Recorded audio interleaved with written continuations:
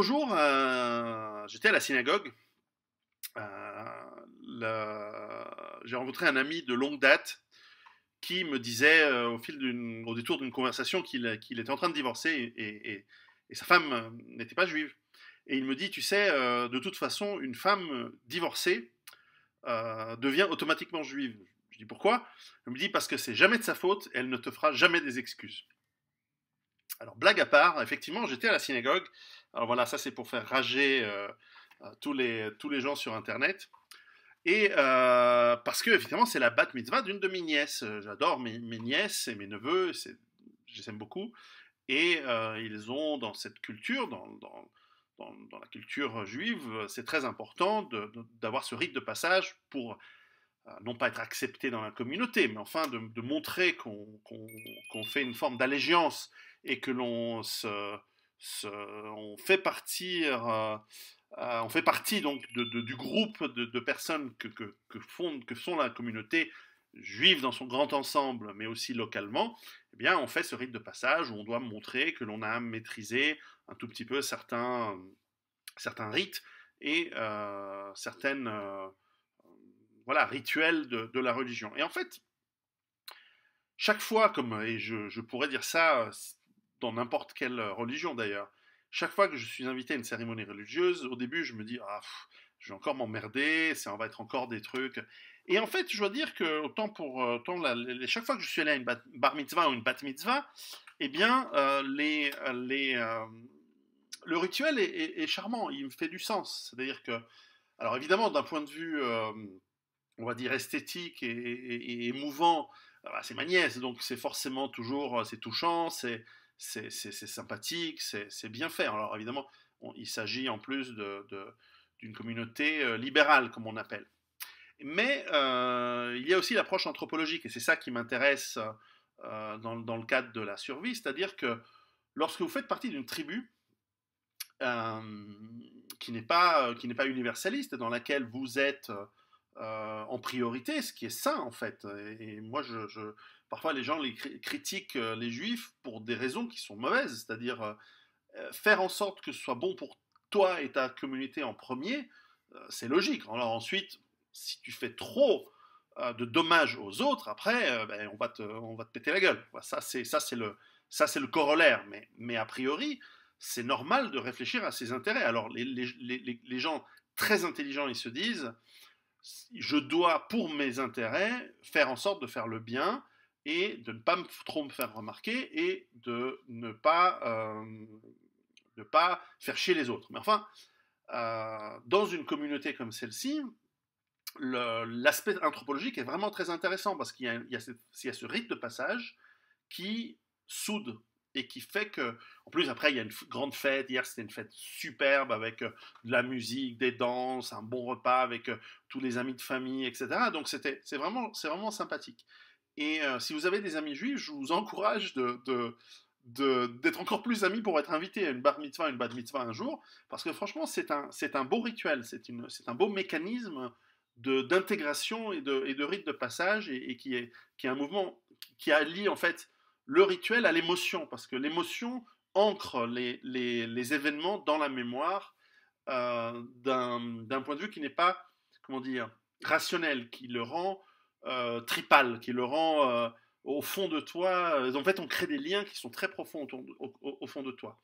Et donc, c'était vraiment très intéressant, y compris, j'allais dire, le prêche du rabbin. Je ne sais pas si on appelle ça un prêche, mais autant les fois précédentes que celle-ci, il y a un aspect toujours de, de resserrer, de ressouder la communauté, de se rattacher au passé. On sort toujours des exemples, je sais pas, de la période à Babylone, de la période évidemment pendant la Deuxième Guerre mondiale. Et alors il y a toujours ce côté, on nous a fait du mal, donc on doit se tenir les coudes, etc. Alors évidemment, il n'y a jamais de remise en question, mais c'est pas ça, c'est pas la question. Et puis, on sait très bien aujourd'hui que nous sommes dans un monde où on ne peut pas remettre en question les pogroms et les autres trucs qui soi-disant seraient arrivés, soit parce que ça avait été exagéré, soit parce que c'est lié émotionnellement à ces choses-là.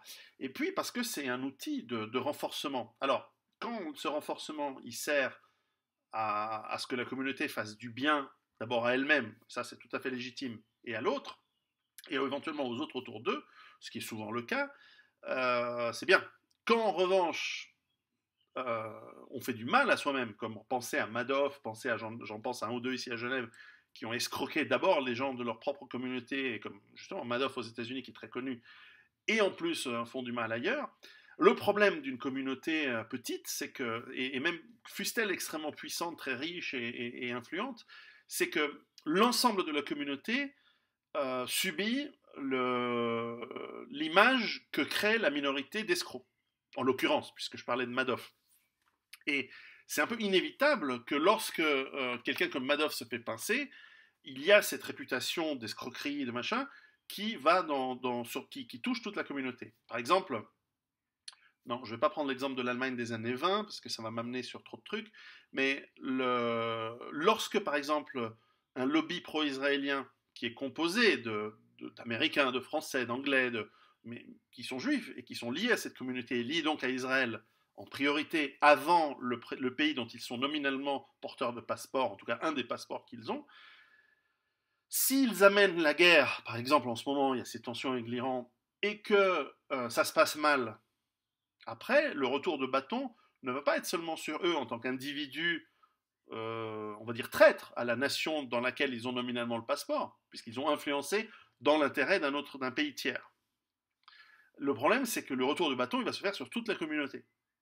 Et ça, c'est vraiment dommage. Donc, d'un point de vue anthropologique, on a cet équilibre à mettre en place quand on forme une communauté. Nous allons tous devoir la recréer. Et nous autres Européens, nous allons devoir créer la communauté des Européens.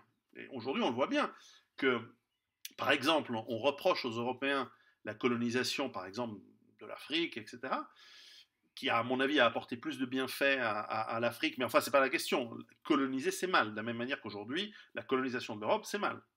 Et ça va mal finir. Ça va finir par une révolte des Européens qui commence déjà. Mais enfin, lorsque le retour, c'est qu'en fait, le reproche de la colonisation ne se fait pas qu'aux Français ou aux Anglais, par exemple. Il se fait aux Suédois, aux Finlandais, aux Danois, aux Suisses qui n'ont pas colonisé. Donc, l'ensemble de la communauté, à partir du moment où elle est solvable, elle va être attaquée.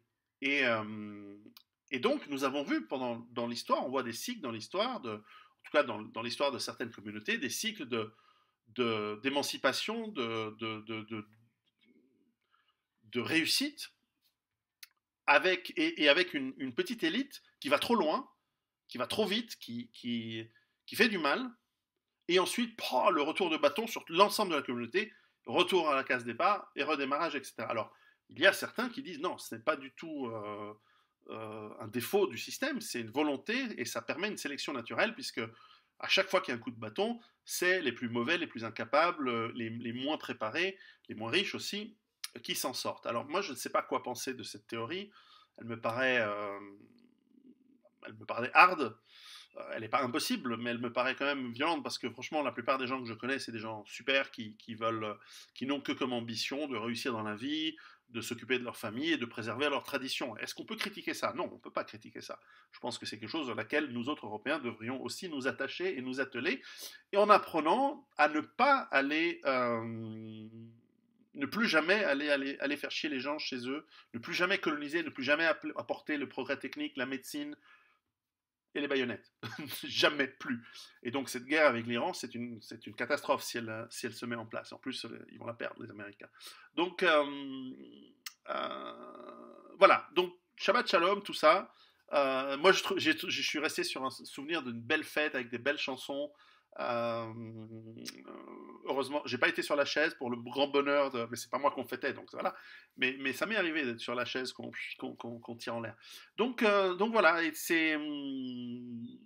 en tout cas, c'est une communauté qui devrait se préparer parce que le cycle de retour de bâton, il est en train d'arriver et ça va être très très difficile pour cette communauté et qui se méfie aussi. J'avais fait une vidéo sur Israël, qu'il fasse très attention, que Israël, parce qu'on ne sait jamais si c'est Israël qui va dans ses intérêts et qui manipule par les lobbies, etc., dans ses intérêts. les différentes autres nations dans lesquelles il est. Et dans ce cas-là, ça se comprend, c'est une forme de diplomatie. Alors, c'est pas l'avantage de ceux qui se font manipuler, mais enfin bon. Mais il y a aussi une autre théorie qui dit non, attention, c'est une élite qui manipule Israël et qui est prête à le sacrifier. Je sais pas je sais pas quoi en penser. Peut-être à vous de me dire dans vos commentaires. Alors, je sais. En fait, non, je ne vais pas mettre de commentaires parce que je sais qu'ils vont être terribles comme d'habitude. Et dès qu'on touche ce sujet, ça part en tilt. Alors que c'est un sujet passionnant, puisqu'il s'agit de survie de peuples, de nations entières. C'est fascinant. Et, et bon, heureusement, mes amis, la plupart ne se focalisent que sur vivre de manière heureuse, prospère, et pour eux, pour leurs enfants et leurs familles. Et donc ça, c'est bien. Donc, je le répète, on a beaucoup à apprendre de comment une tribu se met en place, comment elle se soude, comment elle met en place des rituels et des rites de passage pour que les enfants soient partie prenante dans l'avenir et la destinée passée et future de la communauté en question. Voilà. Et donc à ça aussi, il faut se préparer. Préparez-vous.